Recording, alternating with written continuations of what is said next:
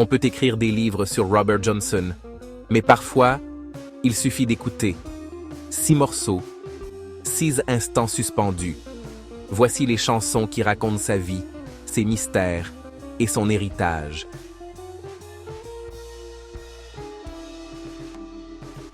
Sweet Home Chicago, le rêve d'évasion. Enregistré en 1936, ce morceau est un hymne du blues. Il parle d'un départ, d'un espoir, d'un ailleurs.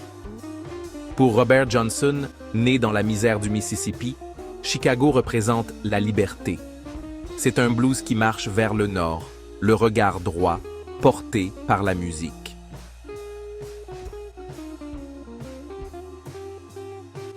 Crossroad Blues, le pacte du carrefour. Là, on entre dans la légende. Les paroles racontent un homme perdu, seul au croisement des routes. Il implore de l'aide. Pour beaucoup, c'est la preuve du pacte avec le diable. Une simple chanson ou une confession cryptée?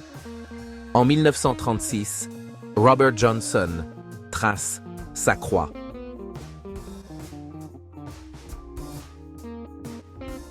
Hellhound on my trail, la fuite éternelle. Ce morceau est un souffle glacé. Un homme y chante la peur, la traque, la mort imminente. Il sent qu'on le poursuit. Par ses fautes ou par les chiens de l'enfer? C'est probablement l'un de ses titres les plus sombres et les plus puissants.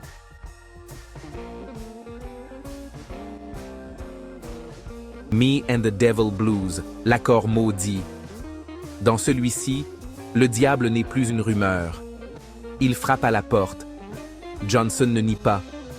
Il l'accueille. Il chante avec lui. C'est brut, rugueux, déchirant. Une descente assumée dans l'ombre.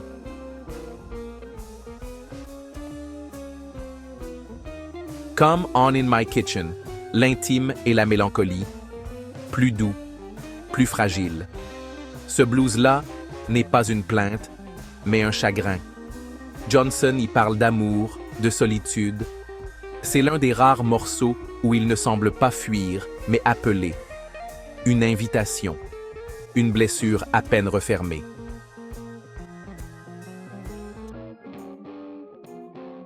Terraplane Blues, le succès inattendu. Et voilà le paradoxe. Le seul morceau qui lui rapporta un peu d'argent de son vivant parle d'une voiture. Mais bien sûr, ce n'est pas que ça. Il parle de désir, de trahison, de plaisir perdu. Et derrière les métaphores mécaniques, il y a l'histoire d'un homme trompé. Classique, intemporel et terriblement moderne.